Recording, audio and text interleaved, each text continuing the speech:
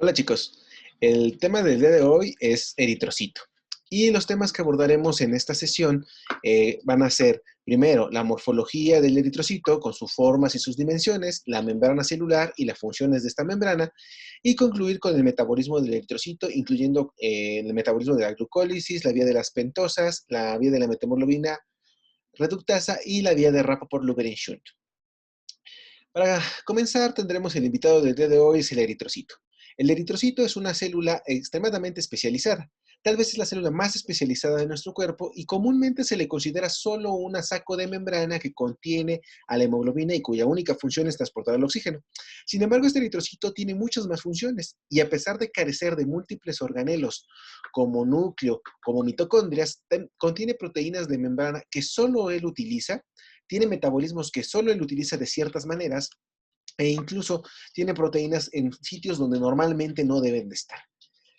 Morfológicamente, como pueden apreciar tanto en la imagen como en la foto, esta célula es una célula discoidal y bicóncava. Discoidal porque parece un disco y bicóncava porque si la ven tiene depresiones en la parte superior y en la parte inferior. Esta célula normalmente, no esta que tengo aquí, normalmente mide entre 7.5 y 8 micrómetros de diámetro, de aquí a aquí. El ancho es de unos 2.5 micrómetros de ancho. Esos son los tamaños normales. El volumen que contiene es de 85 a 90 femtolitros, es decir, le caben de 85 a 90 femtolitros. Y el área superficial es de 135 micrómetros cuadrados. ¿Qué importancia tiene esto? La superficie, digo, el tamaño es normal, ¿no? 7.5, ancho, pero ¿por qué les decimos el volumen y el área? Si nosotros revisamos, el eritrocito tiene 134, 135 micrómetros cuadrados y su volumen normalmente es de unos 85 femtolitros, pero si nosotros lo llenáramos de agua hasta donde alcance antes de que reviente, podría tener hasta 146 micrómetros cuadrados, lo cual representa casi el doble del volumen que contiene normalmente. Es decir, en general, esta célula tiene un exceso de membrana, tiene casi el doble de membrana del que necesita. Desde un punto de vista anecdótico, pues más o menos el eritrocito sería como el bulldog, un perro de estos arrugados de las células. Tiene exceso de membrana. ¿Y para qué le sirve este exceso de membrana? El exceso de membrana tiene dos funciones. El primero es que al tener un exceso de membrana tiene mucho sitio por donde interactúe con el oxígeno. Recordemos que la función de esta célula principal es el transporte de oxígeno. Para que este entre debe pasar a través de la membrana y si tenemos más membrana, tenemos más sitios donde puede pasar el oxígeno. Además, la membrana en exceso le permite ser flexible. Entonces, recordemos que el eritrocito tiene que viajar a través de todos los vasos de la sangre, los vasos del sistema circulatorio. Estos vasos a veces son demasiado pequeños y este tiene que ser capaz de modificarse el eritrocito.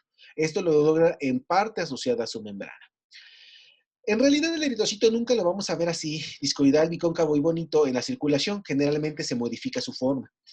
Y esta se modifica debido al sentido de la circulación sanguínea. Por ejemplo, si la circulación sanguínea va hacia allá, el eritrocito iría así. Si va hacia allá, el eritrocito iría así. Entonces, esta modificación hace que, como se ve en la imagen, el eritrocito se va a modificar en su forma, en sentido de circulación, y esto se le llama forma de bala o de paracaídas, donde la forma donde el eritrocito se deforma dependiendo hacia dónde lo lleva la circulación. Además de esto, el eritrocito tiene que modificarse. Por ejemplo, hay capilares de apenas 4 micrómetros de diámetro y recordemos que el eritrocito tiene 7.5. Entonces, hay pequeños capilares donde miden apenas la mitad de lo que tiene de diámetro este eritrocito. Lo que tiene que hacer literalmente el eritrocito es hacer yoga para pasar a través de un capilar que tiene apenas en la mitad de su diámetro. Es decir, también se modifica en esas partes. Además, el eritrocito puede pasar de ser un disco bonito como este a ser una esfera. A eso se le llama transformación discocito-esferocito. Además de estas transformaciones, hay alteraciones que no son normales y que ocurren, por ejemplo, cuando el discocito se transforma en equinocito, y así se llama, transformación discocito-equinocito. Esa transformación ocurre cuando hay bajas concentraciones de ATP, cuando hay incremento del calcio intracelular o cuando se coloca al eritrocito entre dos placas de vidrio. Por ejemplo, cuando se realiza un frotis. Y lo que ocurre es que el disco bonito que conocemos se transforma en un equinocito. Y no es que se transforme en un eritrocito con forma de caballo o que los eritrocitos de los caballos sean así, sino que equino significa espinoso. La célula se va volviendo espinosa hasta que parece una bola llena de púas y después se infla tanto que prácticamente estalla. Tiene diferentes fases esta transformación, no necesitamos aprendernoslas. Lo interesante es que estas células espinosas pueden aparecer en un frotis, asociadas simplemente al hecho de que se colocan entre vidrios, pero puede indicar que hay, por ejemplo, disminución del ATP o incremento del calcio intracelular. Además de esta transformación discosito-equinocito, puede haber una transformación discosito-estomatocito. Estoma, boca, una célula con boca. Esto ocurre cuando hay una exposición a un pH bajo o cuando hay detergentes catiónicos y la célula pasa a ser de un disco, empieza a bombarse y forma una estructura en forma de copa. Esta estructura en forma de copa después se hincha y se forma una célula totalmente esférica que al final revienta. Esto de estomatocito viene en realidad del que lo descubrió.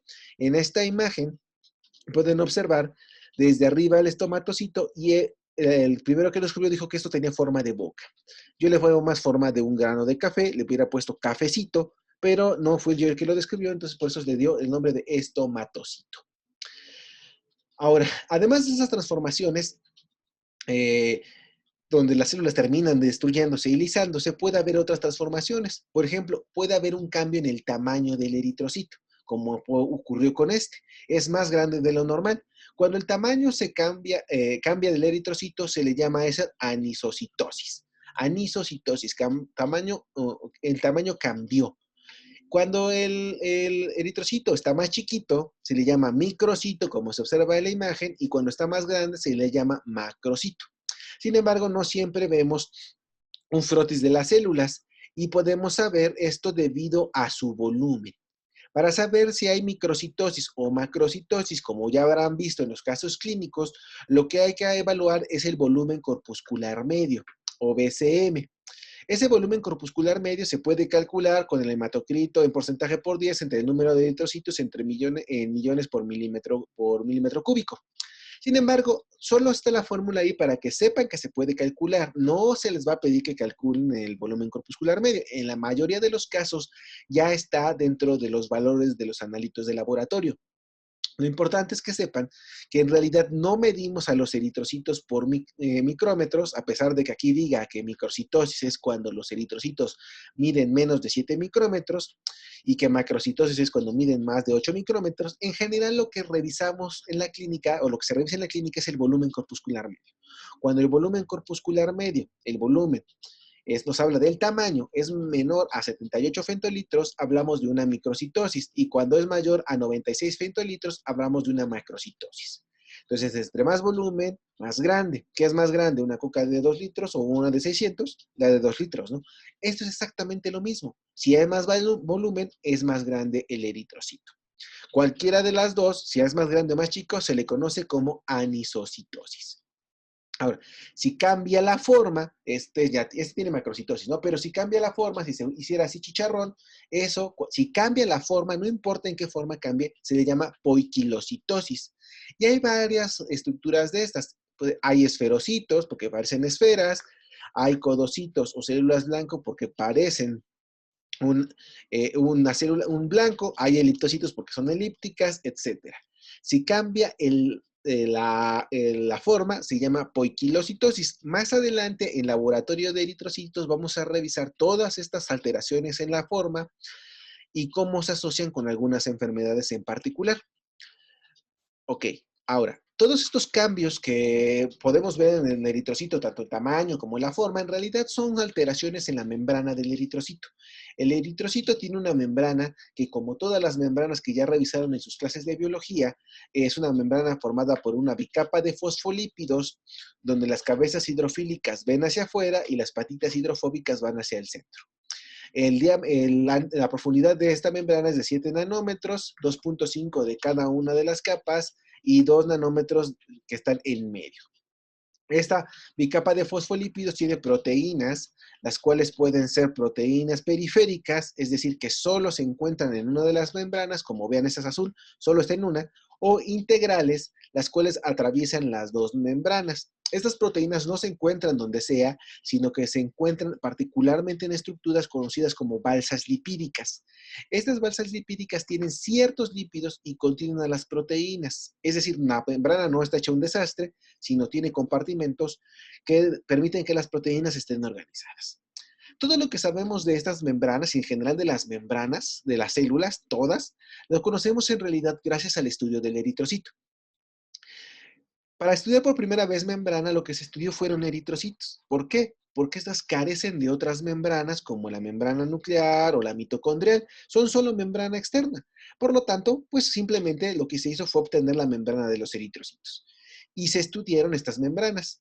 Lo que se hizo fue literalmente poner a los eritrocitos en agua y se revientan. Y lo que quedan, como se observa en la imagen, se le conoce como fantasmas de eritrocitos. Y no me inventé el nombre, así se llaman, fantasmas de eritrocitos. Son solamente la membrana externa. Con esto pudimos estudiar qué es lo que conforma la membrana. Y se estudió y más o menos sabemos que un 50 o 52% de la membrana son proteínas, el 40% son lípidos y más o menos el 8% son carbohidratos.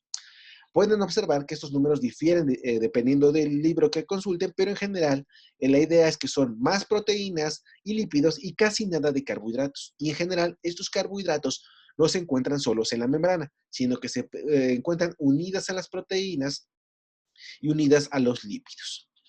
Comenzaremos hablando un poquito sobre los lípidos. Los lípidos que contienen la membrana, en general ya saben, son fosfolípidos, que están formados por una cabeza hidrofílica y un par de colas hidrofóbicas, que comúnmente son cadenas de ácidos grasos, a excepción de la esfingomielina y la esfingomielina y los cerebrósidos, que tienen una ceramida en lugar de una de las cadenas de ácidos grasos.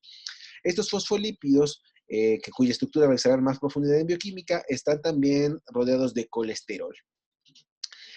¿Qué importa de estos fosfolípidos? Los fosfolípidos no se encuentran distribuidos de manera simétrica. Se van a leer que los libros que dicen distribución asimétrica.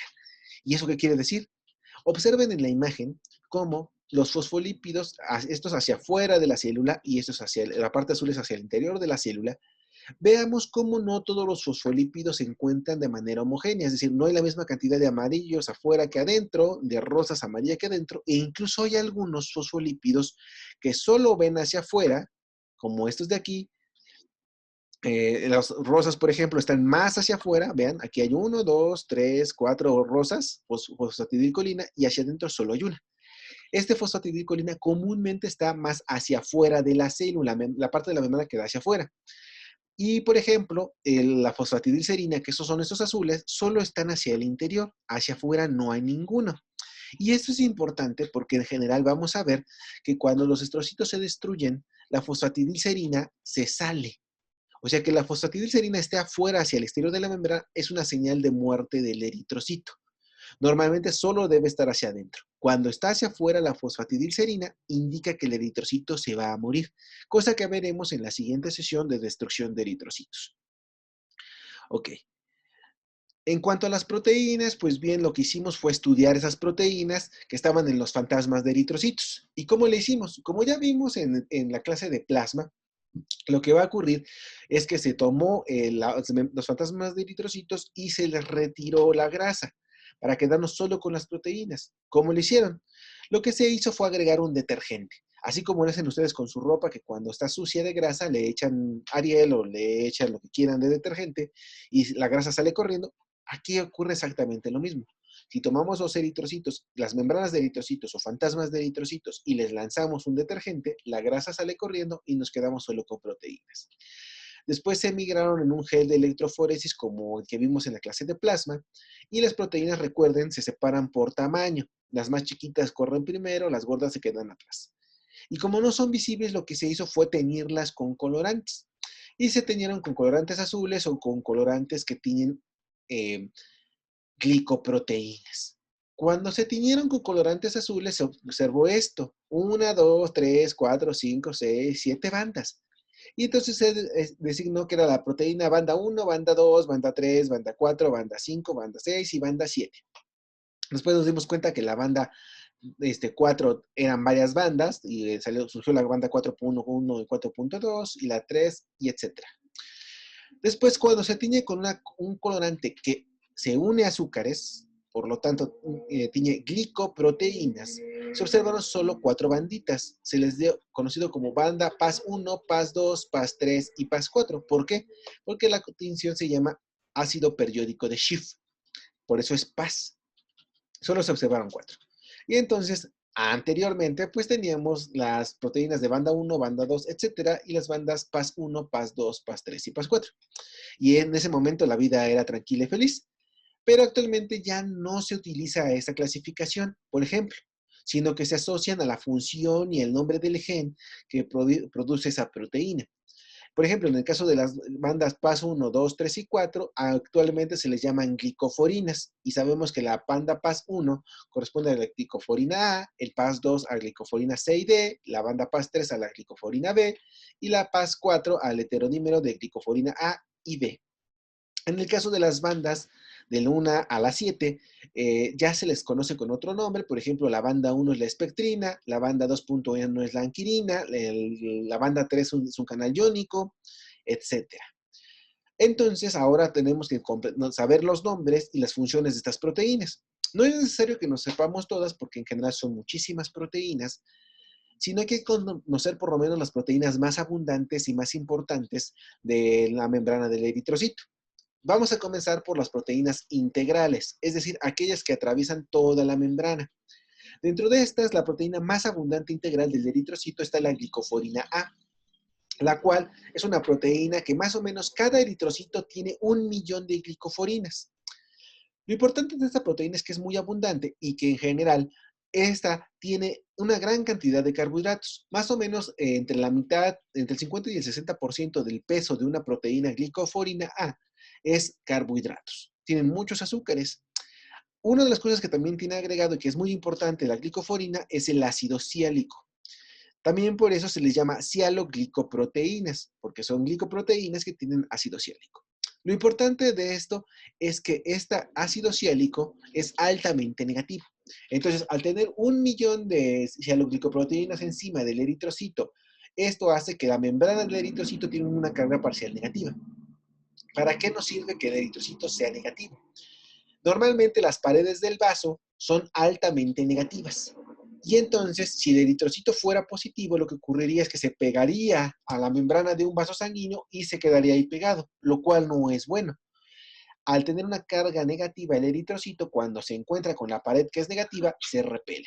Esto permite que el eritrocito no se quede adherido a las membranas del endotelio vascular y se mantenga en circulación. Y se debe gracias al ácido ciálico que se encuentra en las cialoglicoproteínas o glicoforina A. Además de eso, dentro de esta glicoforina se encuentran también otros azúcares importantes que son los azúcares del sistema AB0, los cuales abordaremos en la clase de grupos sanguíneos. La siguiente proteína en abundancia es la banda 3. Esta banda 3 o canal AE1 es una proteína que funciona de manera homodimérica, es decir, homo mismo dímero 2. Están pegadas dos bandas 3 o canal AE1 y este forma un canal iónico. Su función es de canal iónico, pero la relevancia clínica es interesante, es que si recuerdan Plasmodium falciparum, que se encuentra asociado a, como ya han revisado en el micro, van a revisar a enfermedades parasitarias como el paludismo, es un parásito que ataca a los eritrocitos. ¿Y cómo hace para atacar a los eritrocitos? Se mete dentro de ellos. Pero para poder entrar, tiene que saber cómo interactuar con él. Y lo que hace es tocar el timbre. Y el timbre es justamente el canal AE1. Lo que hace es interactuar con esta proteína, como podemos ver en la imagen. Esta es la banda 3 o canal AE1 y esta es la membrana de Plasmodium falciparum. Cuando toca a esta proteína, el eritrocito tonto le abre las puertas y permite la entrada y la infección por parte de este parásito. Ahora, la siguiente proteína abundante en el eritrocito son las proteínas RH. Hay RHA, RHB, RHC, RHD, etc. Lo importante es que esas proteínas RH, como veremos en la clase de tipos sanguíneos, definen lo que conocemos como tipo sanguíneo RH. Ya saben si son RH positivos o RH negativos.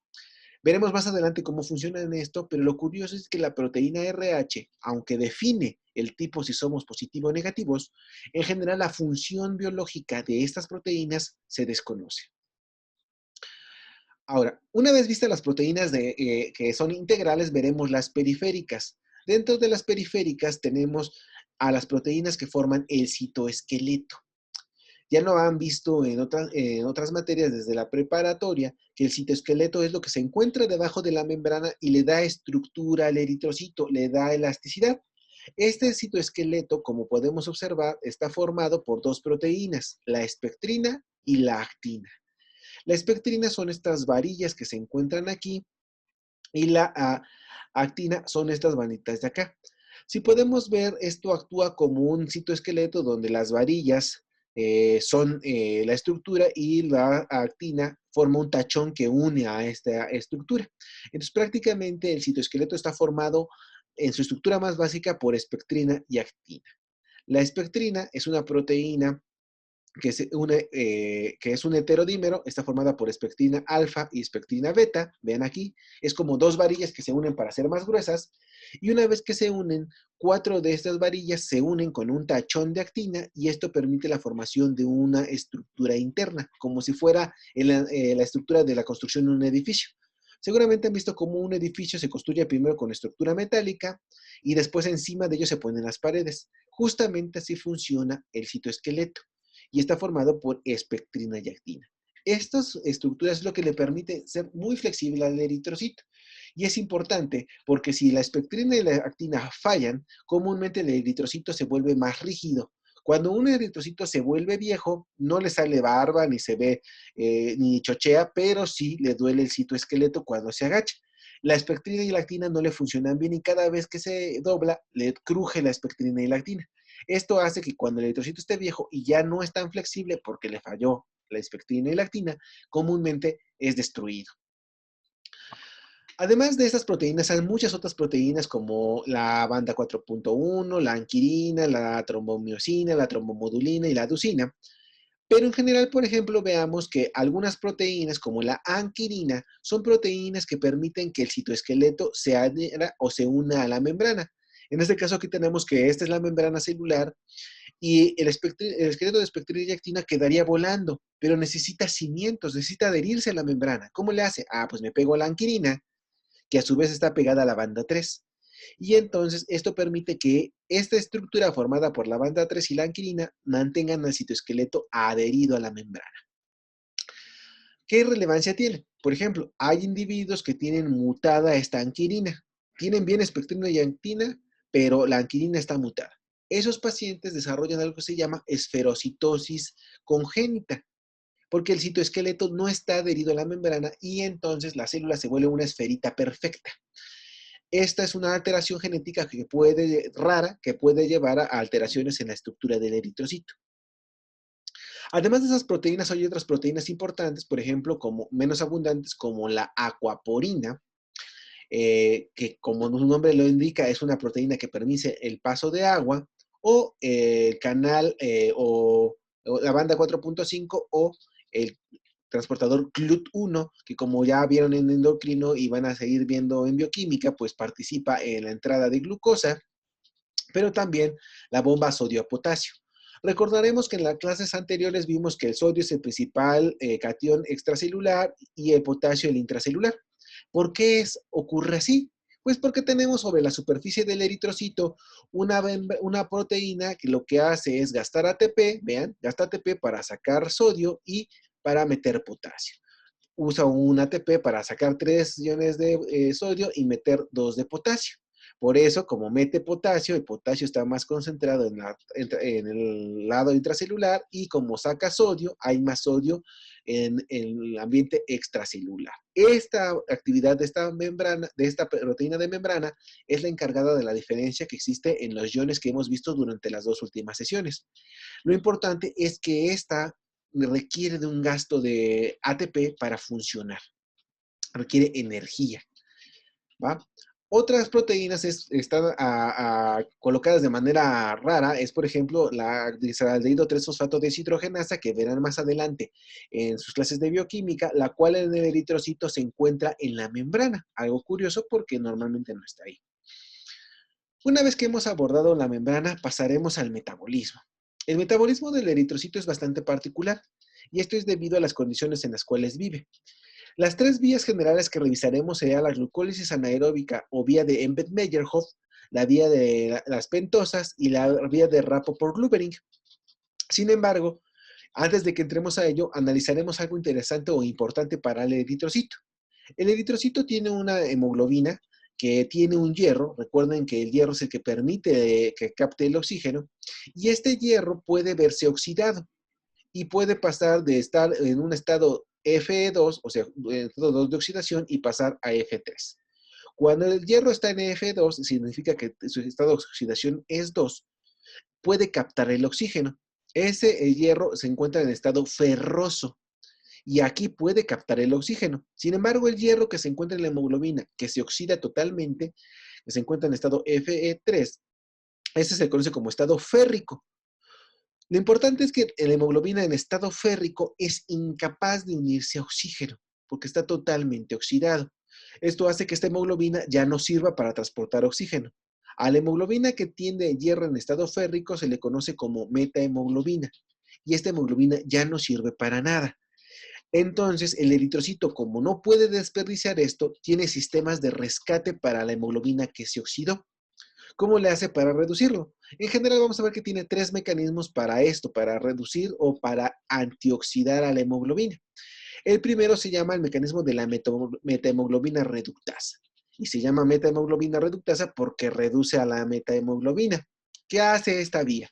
Lo que hace es tomar NADH, que es poder reductor, y lo que hace es reducir al hierro que está en F3 y pasarlo a F2. O sea, entra NADH, le pega al ion en estado férrico y se vuelve ferroso.